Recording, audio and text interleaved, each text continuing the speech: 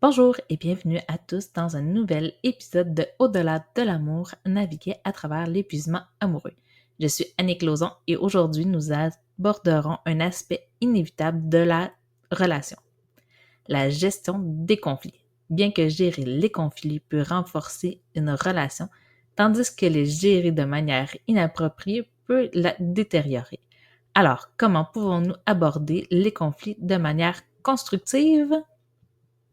Pour commencer, explorons pourquoi les conflits surviennent dans les relations. Ils peuvent naître de différences d'opinion, de besoins en concurrence l'un envers l'autre ou de malentendus. Les conflits peuvent naître de petites choses, comme de différences dans les habitudes de vie ou les préférences alimentaires. Reconnaître que les conflits sont normaux est le premier pas vers leur gestion efficace. Laisser les conflits sans résolution peut mener à l'accumulation de ressentiments et à l'érosion de l'intimité. Tu te demandes de quelle façon cela peut venir affecter ta relation? Eh bien, moi, je connais un couple qui évitait de parler de leurs problèmes financiers. En faisant cela, cela a créé un fossé entre eux.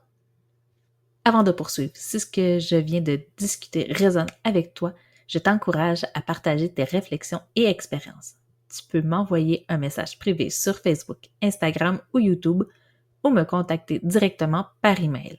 En partageant, tu ne contribues pas seulement à notre communauté, mais tu m'aides également à créer des épisodes futurs qui répondent encore mieux à tes besoins et à ceux de notre audience.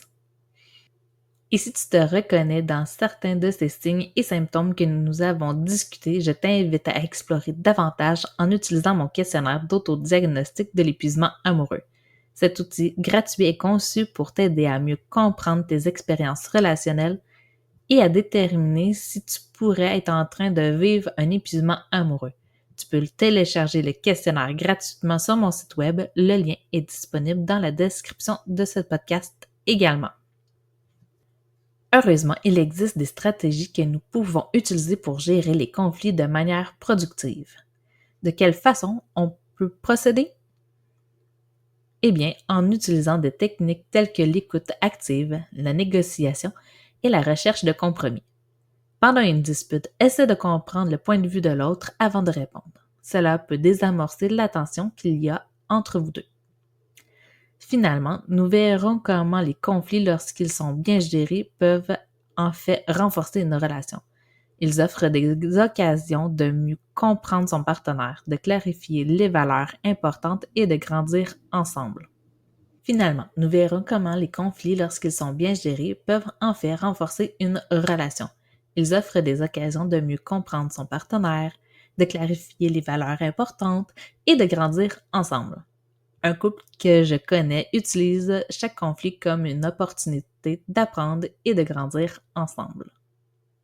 En résumé, bien que les conflits puissent être intimidants, ils ne sont pas nécessairement nuisibles s'ils sont gérés de manière appropriée. J'espère que les conseils partagés aujourd'hui t'aideront à transformer les conflits de ta relation en opportunité de renforcement et d'épanouissement.